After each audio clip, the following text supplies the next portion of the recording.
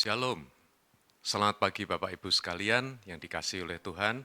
Senang sekali kita berjumpa di dalam Act of Worship Morning Devotion pagi hari ini.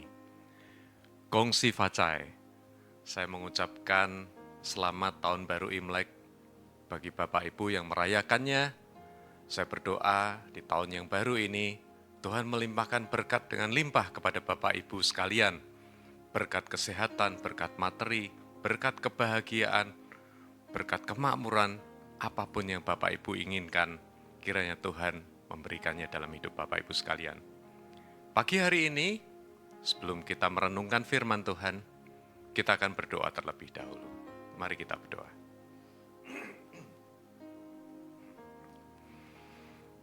Tuhan Bapa di dalam surga, terima kasih untuk musim yang baru yang Tuhan anugerahkan di dalam hidup kami. Kami percaya tangan murah dan kasih setia Tuhan akan terus menuntun kami memasuki musim demi musim. Pagi hari ini, kami mohon hikmat pengertian dari Tuhan, menguasai kami, menerangi hati dan pikiran kami ketika kami merenungkan firman Tuhan. Kami berdoa firman yang kami renungkan hari ini, mengubah hidup kami, mengubah cara berpikir kami, seturut dengan kehendak Kristus. Terima kasih Tuhan, dalam nama Tuhan Yesus kami berdoa. Amin. Baik Bapak Ibu sekalian, mari kita buka Alkitab kita. Kita akan buka di kitab 2 Raja-Raja yang keempat. 2 Raja-Raja yang keempat. Kita akan membaca ayat 8 sampai dengan 17. 2 Raja-Raja keempat, ayat 8 sampai dengan 17. Saya akan membacakannya bagi Bapak Ibu sekalian. Judul perikop ini adalah Perempuan Sunem dengan Anaknya. Ayat 8. Pada suatu hari, Elisa pergi ke Sunem. Di sana tinggal seorang perempuan kaya yang mengundang dia makan. Dan seberapa kali ia singgah dalam perjalanan, singgahlah ia ke sana untuk makan. Berkatalah perempuan itu kepada suaminya, "Sesungguhnya aku sudah tahu bahwa orang yang selalu datang kepada kita itu adalah abdi Allah yang kudus. Baiklah kita membuat sebuah kamar atas yang kecil, yang berdinding batu, dan baiklah kita menaruh di sana baginya sebuah tempat tidur, sebuah meja, sebuah kursi, dan sebuah kandil. Maka apabila ia datang kepada kita, ia boleh masuk ke sana. Pada suatu hari datanglah ia ke sana, lalu masuklah ia ke kamar atas itu, dan tidur di situ. Kemudian berkatalah ia kepada Gehazi bujangnya, panggillah perempuan Sunem itu. Lalu dipanggilnyalah perempuan itu dan dia berdiri di depan Gehazi. Elisa berkata kepada Gehazi, cobalah katakan kepadanya, sesungguhnya engkau telah sangat bersusah-susah seperti ini untuk kami. Apakah yang dapat kuperbuat bagimu? Adakah yang dapat kubicarakan tentang engkau kepada raja atau kepada kepala tentara? Jawab perempuan itu, aku ini tinggal di tengah-tengah kaumku. Kemudian berkatalah Elisa, apakah yang dapat kuperbuat baginya? Jawab Gehazi, ia tidak mempunyai anak dan suaminya sudah tua. Lalu berkatalah Elisa, panggillah ia. Dan sesudah dipanggilnya, berdirilah perempuan itu di pintu. Berkatalah Elisa, pada waktu seperti ini juga, tahun depan, engkau akan menggendong seorang anak laki-laki.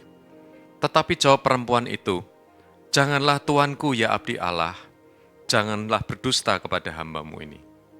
Mengandunglah perempuan itu, lalu melahirkan seorang anak laki-laki pada waktu seperti itu juga, pada tahun berikutnya, seperti yang dikatakan Elisa kepadanya.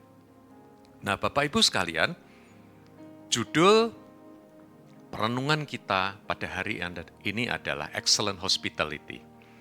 Dan dalam kisah ini, kita bertemu dengan tokoh utama, yaitu seorang perempuan Sunem.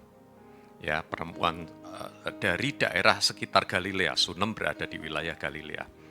Dan dikatakan di ayat ke-8, ia adalah seorang yang kaya. terjemahan firman Allah yang hidup mengatakan ia seorang yang kaya dan terpandang. Ya, artinya perempuan ini punya pengaruh yang cukup luas di daerah itu. Ya, dikenal sebagai tokoh masyarakat, terpandang. Bahkan Alkitab Amplified mengatakan dia adalah there was a prominent and influential women. Influential, jadi berpengaruh. Ya, kita tidak tahu apakah wanita ini memegang jabatan tertentu di wilayah itu, tapi yang jelas dia seorang yang cukup berada, punya harta yang cukup, gitu ya, cukup kaya, dan dia terpandang, dia dikenal, dia cukup berpengaruh di wilayah itu. Dan menarik, wanita ini mengundang Elisa untuk makan, untuk bersama-sama menikmati jamuan, dan itu dilakukan Elisa beberapa kali. Ya, dikatakan di ayat yang ke-9, sesungguhnya aku sudah tahu bahwa orang yang selalu datang kepada kita itu adalah abdi Allah yang kudus. Saudara, kalau kita baca ayat-ayat ini, wanita ini berkata, sesungguhnya aku sudah tahu. Dan ketika wanita itu mengatakan aku sudah tahu, itu kejadiannya setelah Elisa datang beberapa kali untuk makan. Hal yang pertama yang kita bisa tarik kesimpulan dari ayat ini adalah wanita ini itu seorang pengamat yang baik. Kenapa saya bisa berkata begitu, saudara? Saudara harus ingat bahwa di zaman itu Elisa itu hidup di zaman Raja Yoram, anaknya Ahab. Ya. Nah, kita tahu bahwa Ahab ini punya nabi-nabi Baal demikian banyak. Dan kalau seseorang cukup kaya, terpandang, punya pengaruh, pasti banyak kelompok di masyarakat yang ingin mencoba menarik wanita ini untuk bergabung dengan kelompoknya. Saya percaya seperti itu kejadiannya sama seperti yang kita alami di hari ini. Kalau kita kaya, kita punya cukup pengaruh, pasti ada orang-orang yang menawari kita untuk bergabung di kelompok mereka. Di partai politik, di organisasi kemasyarakatan, di kelompok lain, kelompok hobi, kelompok apapun. Ya, kelompok ibadah, kelompok apapun. Karena orang-orang ini pengen ikut mendapatkan benefit. Dengan wanita ini bergabung, pasti akan ada banyak yang bisa tertarik. Begitu. Ya. Nah, saya percaya perempuan Sunem ini seorang pengamat yang baik. Ya. Saya percaya mungkin dia pernah mengundang beberapa orang. Bahkan mungkin nabi-nabi Baal. Mungkin. Tapi saya yakin dalam hati saya bahwa perempuan ini mengamati Elisa, mengamati abdi Allah ini. Ketika dia mengamati Elisa, dia melihat karakter Elisa. Dia pasti pengen tahu, ini Nabi Allah yang Maha Tinggi. Siapa Allah yang Maha Tinggi itu? Saya percaya dia mencoba mencari tahu. Dia mencari tahu, dia mencari tahu. Dan akhirnya dia berkata, sesungguhnya aku sudah tahu. Bahkan kata yang dipakai adalah kata yada. Kata yada ini mengatakan, aku tahu sejelas-jelasnya. Dan kata yada ini dipakai untuk relation suami istri. Ya, berhubungan intim. Jadi dia yakin, dia tahu dengan jelas. Dia percaya, dia yakin. Alkitab The Message mengatakan, I am certain. Aku yakin pasti bahwa orang ini adalah abdi Allah yang kudus. Saudara, kalau wanita ini mengamati dengan baik Elisa sampai dia bisa menyimpulkan bahwa orang ini adalah abdi Allah yang kudus. Hal yang sama bisa kita lakukan di marketplace kita.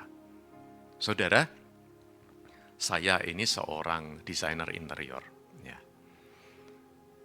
Dan hal basic yang harus kami punyai sebagai seorang desainer adalah telinga yang lebar untuk mendengar dan mata yang lebar untuk mengamati klien kami.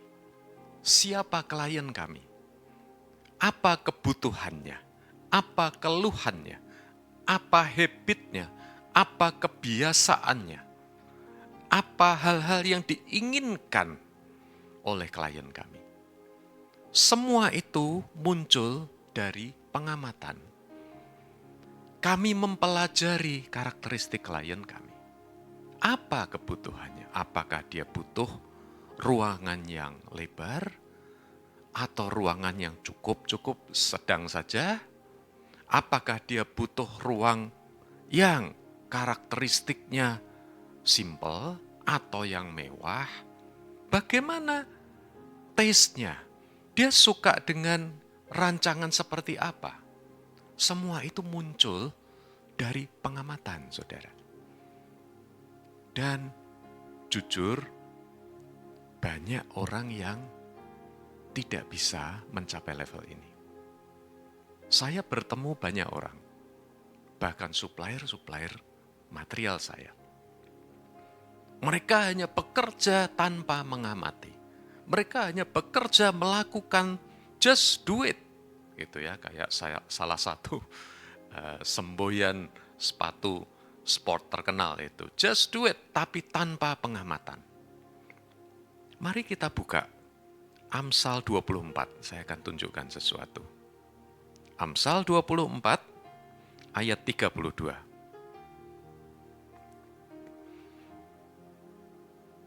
Amsal 24 ayat 32. Dikatakan, aku memandangnya, aku memperhatikannya, aku melihatnya, dan menarik satu pelajaran. Aku memandangnya, aku memperhatikannya, aku melihatnya, dan menarik satu pelajaran. Saudara, kalau engkau mengamati sesuatu, engkau akan bisa belajar banyak dari itu. Engkau akan memperoleh pertimbangan. Versi Alkitab yang terbuka mengatakan, aku memandanginya dan hatiku memikirkannya. Jadi ketika kita mengamati dengan sungguh-sungguh satu hal, sampai itu masuk di pikiran dan di hati kita, kita memikirkan itu terus-menerus. Kita memperoleh bahan pertimbangan. Dikatakan, aku memandanginya, hatiku memikirkannya, aku melihat dan menerima didikan. Ketika kita mengamati sesuatu, kita bisa menyimpulkan, kita memperoleh bahan pertimbangan, kita bisa menarik satu pelajaran. Dan bukankah Amsal yang sama juga berkata di Amsal 20 ayat 18 dikatakan, rancangan terlaksana oleh pertimbangan. Sebab itu berperanglah dengan siasat. Ya. Kalau kita punya pertimbangan, dan kita bisa membuat action plan. Ketika kita punya pertimbangan, kita bisa membuat rencana kerja. Ini yang akan aku lakukan. Saudara, pengamatan itu penting. Jadilah pengamat yang baik. Jadilah seseorang yang punya sense melihat sesuatu dari rangkaian kejadian ataupun sesuatu di balik yang terlihat. Kalau engkau banyak di marketplace-mu menemukan satu hal, coba amati, coba pikirkan. Pasti engkau akan menemukan satu pertimbangan. Engkau akan menemukan kenapa bisa begini ya? Kenapa kok nggak begini? Nah, engkau akan jadi pengamat yang baik. Ya. Wanita Sunem ini, seorang pengamat yang baik. Ketika dia mengundang Elisa untuk makan bersama dengan dia. Mungkin dia melakukan juga hal yang sama kepada orang-orang lain. Dan ketika Elisa datang beberapa kali untuk makan, wanita ini bisa menarik kesimpulan. Kalau aku melihat orang ini, bagaimana hidupnya, bagaimana cara dia menyembah Allahnya, bagaimana dia berdoa, aku yakin dia abdi Allah yang kudus. Saudara, jadilah pengamat yang baik. Nah, dan dikatakan di ayat yang ke-8, ya, saya akan bacakan Alkitab versi Amplified. Ya. Now, there came a day when Elisha went to Shunem. There was a prominent and influential woman, and she persuaded him to eat a meal. Jadi wanita ini, kalau Alkitab kita memakai kata mengundang makan. Tapi Alkitab Amplified mengatakan dia membujuk Elisa untuk makan. Jadi dibujuk, saudara. Dan dikatakan, afterward, whenever he passed by, he stopped there for a meal. Dan setelah itu, kapanpun dia melalui jalan itu, dia berhenti di sana untuk makan. Dia berhenti di sana untuk makan. Nah, ketika wanita ini membujuk, ya, ayo datang ke tempatku, kita makan bersama. Atau mungkin dia memakai cara lain, Bapak, mari datang ke rumah. Ada yang perlu didoakan, gitu ya. Dia bujuk supaya Elisa datang. Dan setelah itu terjadi beberapa kali makan, setelah dia tahu bahwa dia ini abdi Allah yang kudus, dia berkata kepada suaminya, ayat 10, baiklah kita membuat sebuah kamar atas yang kecil, yang berdinding batu, kita menaruh di sana baginya tempat tidur, meja, kursi, dan lain sebagainya. Bapak Ibu bisa baca. Dan ketika Elisa datang, di ayat 11 dikatakan, pada suatu hari datanglah ia ke sana, lalu masuklah ia ke kamar atas dan tidur di situ. Saudara bisa melihat peningkatan dari semula urusannya cuma makan, berhenti makan, ketika dia lewat datang berhenti makan, lalu meningkat menjadi mau nginep di situ. Saudara melihat ada peningkatan. Orang ketika berelasi dengan orang lain, urusannya cuman satu hal, ketika merasa nyaman, merasa diterima, merasa cocok, dan meningkat. Dari semula satu urusan menjadi dua urusan, menjadi 3 urusan. Dan itu yang terjadi kepada Elisa. Semula urusannya cuma datang untuk makan sama-sama. Tapi kemudian meningkat. Dia menginap di situ. Apa yang membuat Elisa ini bisa atau mau berubah dari semula urusan cuman makan, tiba-tiba jadi mau nginap. Nyaman, saudara. Dia merasa nyaman, dia merasa diterima. Dan kalau kita teliti, dia bukan cuman merasa nyaman. Coba kita baca ayat ke-13.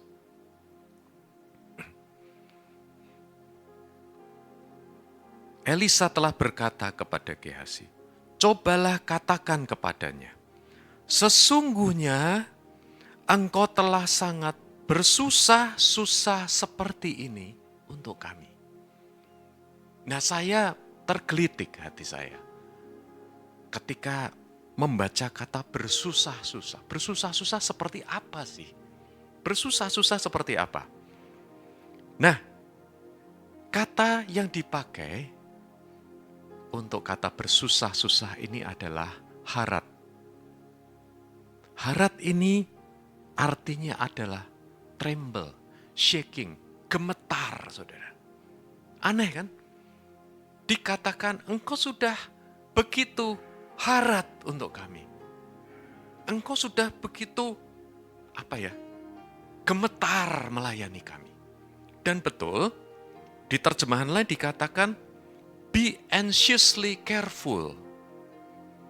Begitu berhati-hati sampai itu menimbulkan gemetar dan cemas. Saudara, saya percaya ketika wanita ini tahu bahwa Elisa adalah abdi Allah yang kudus, abdi Jehovah. Dia mempelajari siapa itu Jehovah. Dia mempelajari, mendengar, mencari tahu apa yang Jehovah kerjakan. Apa yang Jehovah lakukan. Bagaimana karakternya. Dia menarik kesimpulan. Ini enggak sembarangan nih orang. Aku akan serve dia. Aku akan memperlakukan dia. Sebagaimana aku memperlakukan yang dia sembah. Saudara, ini menarik. Tidak banyak orang bisa mencapai level ini. Alkitab Amplified mengatakan, you have gone to all this trouble. Kamu sudah melalui semua masalah ini. Kata bersusah-susah tadi ya. Dan yang menarik, Alkitab The Message mengatakan, you have done far beyond the call of duty. Kamu sudah melakukan jauh di depan, melampaui tugasmu. Far beyond the call of duty. Saudara tahu artinya far beyond call of duty? Doing more than expected. Melakukan hal yang lebih dari yang diharapkan. Excellent, saudara.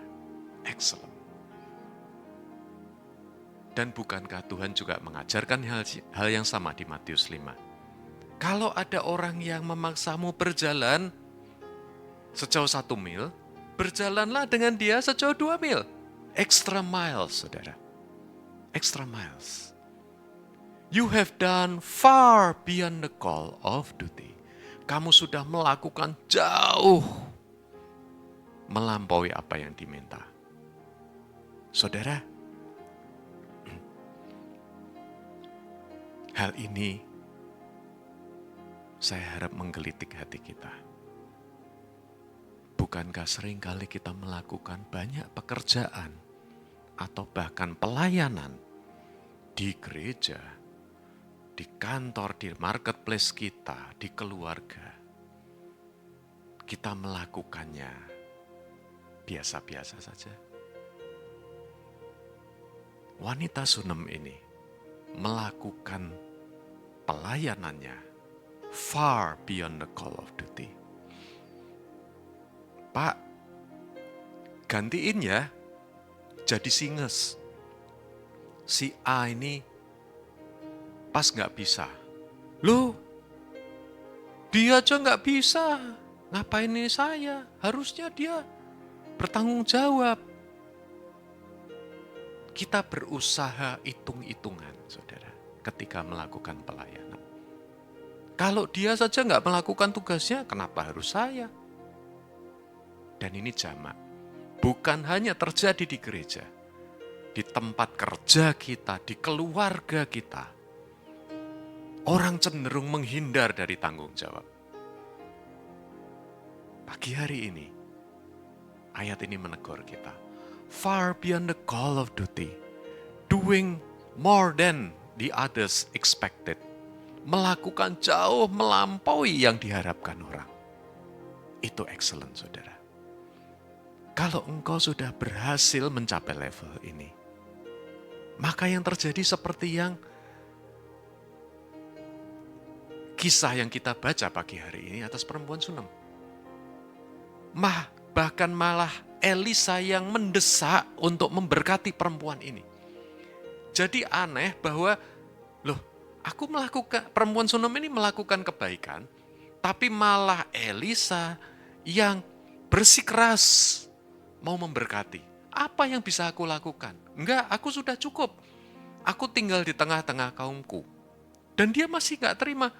Coba, apa yang kurang dari perempuan ini? Apa yang bisa kita lakukan? Apa yang bisa kita bantu? Menarik, saudara. Kalau engkau melakukan ini di marketplace-mu, di pekerjaanmu, saya percaya bahkan justru orang lain atau klien-klienmu yang bersikeras, apa Pak? Kenapa enggak ini? Ayo aku bantu Pak. Bukannya orang cenderung menghindar dari kita, malah orang agak mendesak mau memberkati kita. Saudara, ini kuncinya. Kalau engkau melakukan sesuatu sampai level excellent kepada keluargamu, kepada gerejamu, kepada klienmu, kepada customermu, saya percaya orang lain bahkan akan mendesak mau memberkati saudara. Saya berharap firman yang singkat ini menggelitik hati kita, saudara. Jadilah seorang pengamat yang baik. Ada banyak hal dalam hidup kita keseharian yang bisa kita amati, yang bisa kita ambil kesimpulan, dan bisa kita lakukan sesuatu untuk mengatasi itu. Sama seperti perempuan Sunem ini. Ketika dia melakukan sesuatu, ketika dia sudah mengamati, menarik kesimpulan dan melakukan sesuatu, dia melakukannya dengan excellent. Dan kalau saudara teruskan baca, dia mendapatkan seorang anak yang bahkan tidak pernah dia pikirkan. Saudara, saya berdoa aplikasi firman ini tertanam dalam hatimu. Coba lihat sekelilingmu. Apakah aku sudah melakukan biasa-biasa saja bagi keluargaku? Apakah aku sudah menjadi suami yang excellent? Apakah aku sudah menjadi istri yang excellent? Apakah aku sudah menjadi ayah yang excellent? Apakah aku sudah menjadi manajer di kantor yang excellent? Apakah aku sudah menjadi seorang pemuji yang excellent di gereja? Saya berharap pertanyaan-pertanyaan ini menggelitik hati kita, saudara.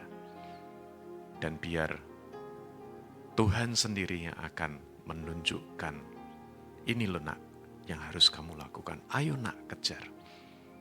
Lakukan nak, supaya engkau menjadi excellent. Dan itu menyenangkan hati Tuhan. Amin. Tutup Alkitabmu, mari kita berdoa.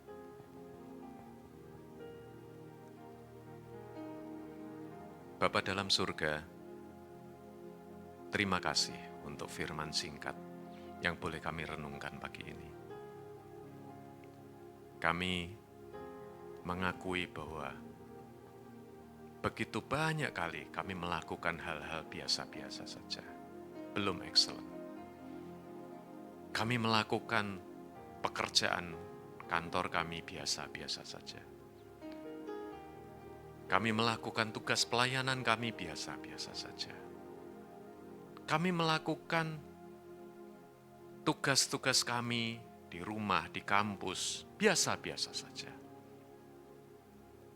Tuhan, firman hari ini menegur kami, agar kami menjadi seorang yang excellent melakukan tugas-tugas kami. Kami berdoa supaya Engkau memampukan kami, Tuhan. Memberi hikmat, pengertian, pewahyuan, bagaimana kami harus menjadi excellent. Terima kasih Tuhan. Kami berdoa bagi gerejamu. Minggu ini kami akan melakukan ibadah dan biar semua pelayan yang mengambil bagian dalam ibadah ini melakukannya dengan excellent, dengan sepenuh hati. Kami berdoa untuk saudara-saudara kami yang mengalami lemah tubuh, yang dalam kondisi sakit. Bapa, mari Engkau jamah mereka. Hamba mohon Engkau menyembuhkan, menjamah mereka, memberi kekuatan, memberi pemulihan, agar mereka bisa kembali bersama-sama dengan kami menyembah Tuhan. Hamba berdoa bagi sahabat-sahabat kami yang dalam pergumulan. Tuhan, hadirlah di sisi mereka, peluk mereka, bukakan jalan keluar bagi mereka. Berikan pemulihan kalau mereka luka hati. Dan biar mereka memperolehnya itu dalam anugerah Tuhan yang sempurna. Terima kasih Tuhan, terima kasih. Semua karena kebaikan-Mu. Semua karena anugerah-Mu yang begitu besar dalam hidup kami. Terima kasih Tuhan, terima kasih. Dalam nama Tuhan Yesus, kami berdoa. Amin. Bapak Ibu, Ark of Worship Morning Devotion kita selesai. Saya berdoa, kita melakukan tugas-tugas kita dengan excellent. Saya berharap firman singkat ini menggelitik hati kita. Dan biar Tuhan disenangkan atas hal-hal yang kita lakukan secara excellent. Amin. You are blessed.